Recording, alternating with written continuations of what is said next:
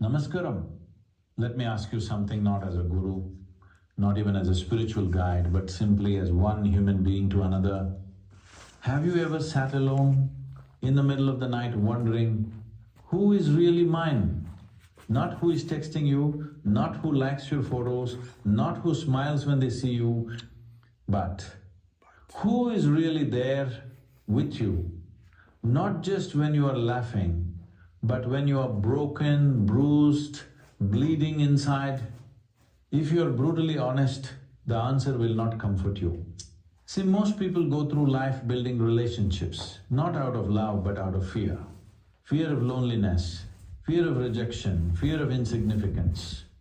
So, you cling to people and call them friends, hoping they will fill the void within, but you must understand this void cannot be filled from outside. What is empty inside you must be illuminated, not occupied. No one is your friend may sound like a harsh declaration. Some of you may even get angry. You'll say, "No, Sadhguru, I have friends. I have a best friend since childhood." I'm not denying that people walk with you, support you, even carry you sometimes. But let's not confuse temporary companionship with eternal belonging. The sun may shine on you every day, but it does not belong to you. It shines because it is its nature to shine, not for you, not for anyone. Your so-called friends are not different. Most of them are not with you. They are with the version of you that suits their needs. The moment that version changes, their affection disappears. And this is not because they are evil. No, they are simply unconscious. They are walking through life blindfolded by their own needs, their own wounds, their own distractions. You think someone is your friend because they check on you during your bad days. But what if I told you, even that concern is often their way of reassuring themselves that they are good people? Yes, they may want to help you, not for your sake, but to feel virtuous. There is a selfishness, even in sympathy. Do not be naive about this. The problem is, we've been trained by society to chase bonds, to chase closeness, to chase belonging, as if our very existence depends on it. But look deeper.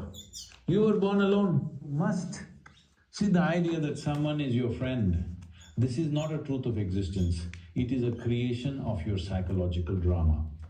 It is something you made up to feel secure, to feel included, to feel seen in this vast chaos of life. But if you peel off the layers of emotion, memory and expectation, you will realize what you call friend is not a personate, is a role that someone plays in the theatre of your mind. And just like any actor, the moment the scene changes, the role ends. Why do you call someone your friend? Because they made you laugh on a dark day? Because they stood next to you when the world turned away? Because they answered your midnight calls, listened to your complaints, or held your secrets? Yes? But what if they do all of this not because they love you unconditionally, but because at that moment it made them feel good about themselves? What if your friendship is not a pure bond, but a mutually beneficial illusion? Then what? Will you still call it love?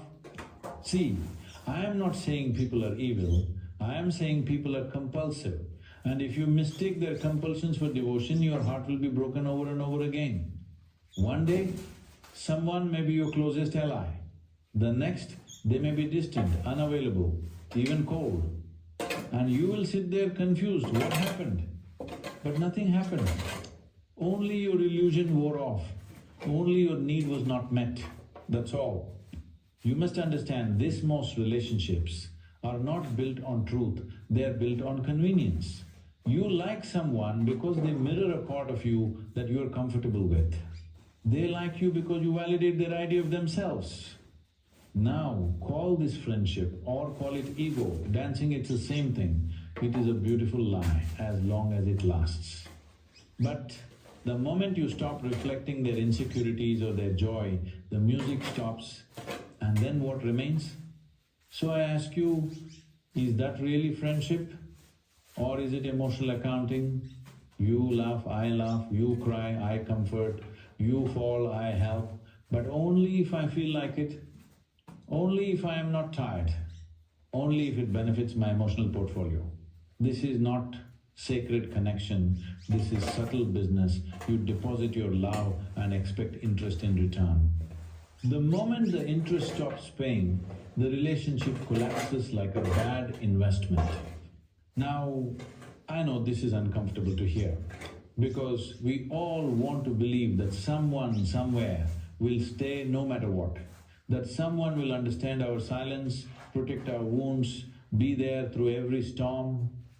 And I'm not saying such people don't exist. I am saying that if you need that in order to be whole, you're already broken. Because a friend is not someone who completes you. A friend is someone you can walk with when you already know how to stand alone. But most people are trying to use others like crutches. You limp emotionally and someone offers their shoulder. For a while you lean, then you become dependent, and when that shoulder moves away, you fall, you call it betrayal. But was it betrayal, or did you forget how to stand on your own? A tree is not your friend, but it gives you oxygen without asking for thanks. The sun is not your friend, but it rises every day, warming your skin, feeding your food, without expecting your gratitude. The earth does not say, I love you, but it holds you every single moment without judgment. So if you are seeking loyalty, look at existence, look at life, not at human beings who are still struggling to be loyal to themselves. Real freedom begins the moment you realize you don't need anyone to validate your experience.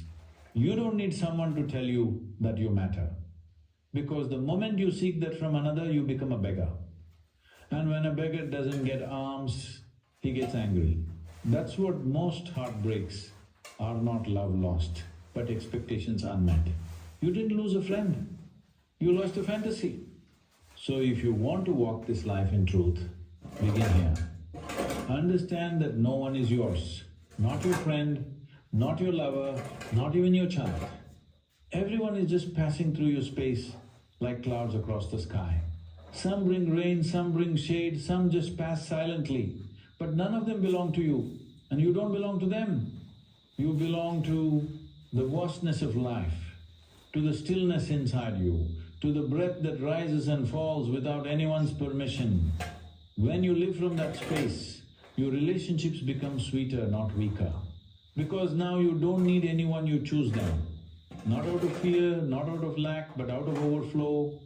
And that kind of presence, that kind of friendship, it does not bind, it frees. People say, I have many friends. But I tell you, you don't have friends, you have unspoken agreements. Silent contracts: as long as I behave a certain way, you will love me. As long as I support your emotions, you will support mine. But the moment I speak my truth unfiltered, raw, inconvenient, suddenly that friendship begins to crack. Not because the truth is ugly, but because it threatens the illusion. You think people are your friends because they laugh with you, call you by sweet names, share jokes and drinks. But if you remove all entertainment, remove the comfort, remove the emotional give and take, how many of them will still sit with you? How many will choose your soul over their convenience? You may find that what you called a circle is just a crowd, a gathering of people who came not for you, but for the warmth you happen to be radiating in that moment. Most friendships are like shadows. They follow you in the light, but the moment darkness falls, they are gone. And it's not because people are cruel, they are simply self-involved. They are fighting their own demons. They are bleeding inside their own skin. And if they reach out to you, it's not always because they care, it's because they can't bear to be alone with their own noise. So they use you as a mirror, hoping your light will silence their chaos. But when your light dims, when you yourself need someone to reflect back something whole, they vanish. Not because they hate you, but because you are no longer useful to their illusion of peace. Do not be deceived by consistency in contact. Just because someone speaks to you daily doesn't mean they know your soul. A person can talk to you for years and still not see you, truly see you. Because most people are not looking for understanding, they are looking for validation. And if you validate them, they call you best friend. If you challenge them, suddenly you become toxic. So tell me, what is the foundation here? Is it love or is it emotional trait? This is why I tell you, do not be quick to call someone your friend. Wait, watch, observe. Can they handle your silence? Can they digest your truth when it makes them uncomfortable? Can they witness your darkness without needing to fix it or run from it? If not, then what you have is not a friend. You have a temporary supporter, a seasonal character in the grand drama of your life. And it is okay, there is no need to judge them. But there is great need to recognize the truth, because when you expect a temporary person to play a permanent role, you create your own suffering. You feel abandoned, betrayed, disappointed, not because they lied to you, but because you refuse to see who they really were. Real friendship is rare, not because people are bad, but because most people haven't even befriended themselves. How can someone be a friend to you when they can't sit with their own thoughts for 5 minutes without reaching for a distraction? When their self-worth is hanging on likes, attention, approval, what can they possibly offer you that is real? Never taught how to be whole. We were only taught how to attach. From childhood we were conditioned to seek someone to play with, someone to eat with, someone to walk with. So now when you're alone, you feel incomplete. And in that desperation, anyone who smiles at you becomes a friend. Anyone who listens to you becomes a special. But this is not love. This is loneliness wearing a pretty mask. When you begin to know yourself deeply, something shifts. You no longer feel desperate to be included. You stop begging for attention. You stop trying to impress people just to keep them close. Instead, you become still. You become quiet. And in that silence, you begin to feel your own presence. And once you feel that, really feel it, you will never again use someone else to escape your own company. That is the shift from dependency to authenticity. When you no longer need a crowd to feel alive, you start to attract those who are not afraid of your solitude. And that's where real friendship is born. Not from fear of being alone, but from the joy of walking together without holding each other hostage. So I tell you, be careful who you call your friend. Do not measure it by how often they speak to you. Measure it by how much they know you and still choose to stay, not out of obligation, but out of resonance. And most importantly, ask yourself, are you a friend to yourself? Or are you constantly abandoning your own needs just to be liked? Because the day you become a true friend to your own soul, you will no longer settle for half-present people, for shallow connections, for emotional crumbs disguised as love. You will begin to walk with those who meet you at your depth, not your surface. And that is the only kind of friendship that doesn't hurt when it ends, because it was never about clinging. It was about sharing space in truth.